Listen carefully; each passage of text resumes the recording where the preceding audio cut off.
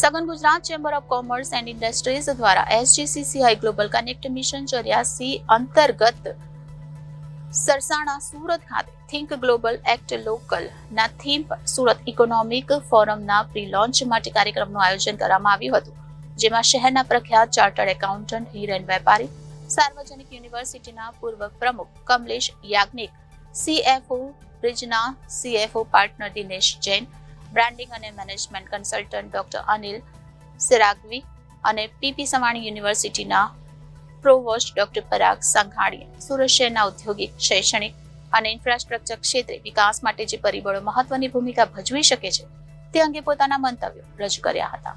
સઘન Gujarat chamber of કોમર્સના પ્રમુખ રમેશ વઘાસિયાએ જણાવ્યું હતું કે હાલમાં નીતિ આયોગ દ્વારા બહાર પાડવામાં આવેલા આંકડા મુજબ ગત 9 વર્ષોમાં ભારતે 24.82 કરોડ ભારતીયોને ગરીબીમાંથી દૂર કર્યા છે. વર્ષ 2013-14માં રહેલો પોવર્ટી હેડકાઉન્ટ રેશિયોને 29.17% ઘટાડીને 11.37% પર લાવવામાં આવ્યો છે.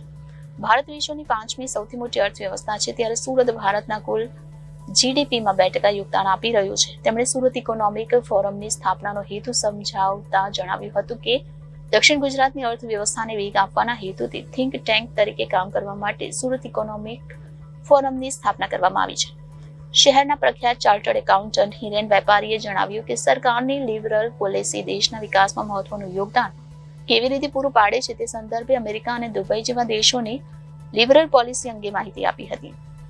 સિલિકોન વેલી અને રિવર પેરોલ ડેલ્ટાએ સ્થાનિક કૌશલ્યને પ્રોત્સાહન આપી વિકાસ સાધ્યો છે અને સરકાર દ્વારા યોગ્ય સ્થળે બનાવવામાં આવેલા ઇકોનોમિક ઝોન દ્વારા વિકાસ વૃદ્ધિ કરી છે તેમ તેમણે જણાવ્યું હતું. બ્રાન્ડિંગ અને મેનેજમેન્ટ કન્સલ્ટન્ટ ડોક્ટર અનિલ સિરાગવીએ જણાવ્યું હતું કે ભારતે વિકસિત દેશની સાથે જ લિવેબલ અને હેપી કન્ટ્રી પણ બનાવવાનું છે. આપણે આંતરરાષ્ટ્રીય સફળ સ્ટોરીથી બોધ લઈને વિકાસ સાધવાનો છે. ભારતની શિક્ષણ વ્યવસ્થા ઘણી સારી છે અને તેના કારણે જ ભારતના એન્જિનિયર વિશ્વના અનેક દેશોમાં અનેક ક્ષેત્રોમાં સફળ થતા જોવા મળી રહ્યા છે. પીપી સવાણી યુનિવર્સિટીના પ્રોવોસ્ટ ડોક્ટર પરાગ સંઘાણીએ જણાવ્યું હતું કે સુરતને સિલિકોન વેલી જેવી વાઇબ્રન્ટ બનાવવાની દિશામાં અનેક કાર્ય કરવા પડશે અને તેના માટે એક યોગ્ય પ્લાન હોવો જોઈએ. સ્થાનિકોએ સ્કિલ્સનું શિક્ષણ આપવાથી અને રિસર્ચમાં રોકાણ કરવાથી ઇકોનોમીમાં સકારાત્મક પરિવર્તન લાવી શકાય છે.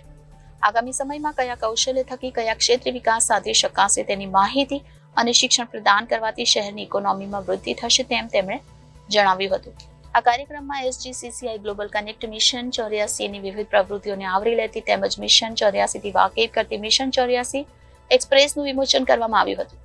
સઘન ગુજરાત ચેમ્બર ઓફ કોમર્સના મિશન 84ના કોઓર્ડિનેટર સંજય પંજાબીએ સમગ્ર કાર્યક્રમનું સંચાલન કર્યું હતું. મિશન 84 અંતર્ગત સુરત ઇકોનોમિક ફોરમના ચેરમેન હેમંત દેસાઈએ ફોરમ વિશે માહિતી આપી કાર્યક્રમમાં ઉપસ્થિત સર્વેનો આભાર માન્યો હતો. ફરૂકભાઈ કેરસી રૂવાલા, દસ્તુર કુમાર બાવાજી અને અમીર શાહ, ફરૂકભાઈ રૂવાલા, માયા કુમાર, જનાદેશ ન્યૂઝ સુરત.